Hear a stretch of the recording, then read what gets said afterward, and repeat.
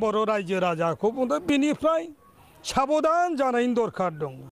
दोनखुमानानै दाबि धमकि होनानै हमख्रबनानै सिख्रबनानै असांबिधानिक अगणतान्त्रिक कंग्रेसनि बीजेपीनि सहायाव नेशनेल पार्टीनि सहायाव जों सरकार दाबोआखै। बीपीएफआ स्वयं गावनि गोहोजों रायजोनि अननायजों जोङो 15था बोसोर मोनथाम देरहाबोनानै सरकार दादों। आसामाव जोङो बहुबार सरकाराव थादों, आसाम सरकारखौबो जों सालायदों। जोंनि खोथाया बेनो बेवहाय रिजनेल पार्टी दानायनि मूल खारना ओनसोलाव जौगानायखौ बा जोंनि समस्याखौ जोङो सिगाङाव दोननानै जों राजनिति खालामदों। जोंनि ओनसोलनि केबल उन्नयन आरो जोंनि जिथु दाबि समस्याफोर बेखौ समाधान खालामनो थाखायनो आन्चलिक राजनितिखौ जों जन्म होदों। देशआव गोबां नेशनेल पार्टी दं, नङाबाथ' जोंबो कंग्रेस बीजेपी खालामनो हागौमोन। खालामा हलासिनो जोङो मानो आन्चलिक नीतिखौ ग्रहण खालामगोन। आरो बिनि परिणामखौ नोंथांमोना 15 बोसोराव नुदों। 15 बोसोराव बिनिनो उदाहरन आसामाव कंग्रेस फै बीजेपी फै बेजों जोंहा खुनु उद्देश्य गैया। फैबाय थादों थांबाय थादों आरो काहानिबो दंमोन बिथांमोनानो आसामखौ राज खालामबोदों।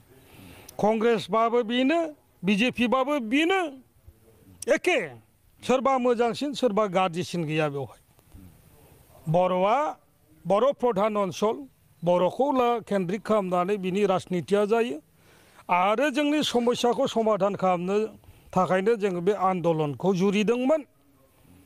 आन्दलननि सिगांनि दृश्यफोरखौ नाय, बे ओनसोलाव स्कुल हस्पिटाल कलेजेस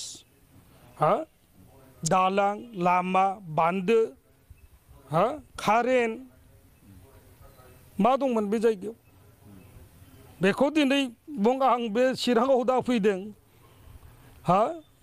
जोंनि दिनावनो बे ओनसोलाव पाकिकरन जाजोबदों। अबे खनाथिं थांजाया बे जायगायाव अबाव फाक्का मोना, गिदिंनानै नायलाय बुंसायनाय। आं बे जायगायाव गासैबो सार्भे खालामदों, अबाव बान्दो नांगौ गंबैसे। आं इरिगेसन डिपार्टमेन्ट नायोमोन। बेवहाय इरिगेसन बर्डखौ गोदानै मावाखै खोमा, आं मावनायनि उनाव। साम्फाखौ आंनि दिनाव कमप्लिसन खालामदों आं।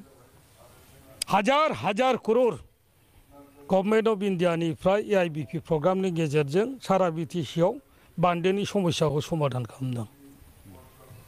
दा आन्चलिक दलनि दरखारा मानो? जों बुंदों मा आसामाव सरकारा जायखि फैया। दा प्रमद बर' नेतृत्वाधीन सरकार UPPL बिथांमोनासो बीजेपीनि समर्थनाव सरकार दादों। बीजेपीया लुबैबा जागोन, बीजेपीया लुबैयाबा जानाय नङा। आरो नेशनेल दल NDA नि खोथाखौनो बुं, हायोब्ला बिसोरो नोंजों लोगो लानानै सरकार दागोन। जेला गावहा सक्तिशालि जागोन नोंखौ जोना गाहरगोन, नोंखौ स्क्रेप खालामगोन बे दलखौ। NDA नि नेचारा बेनो।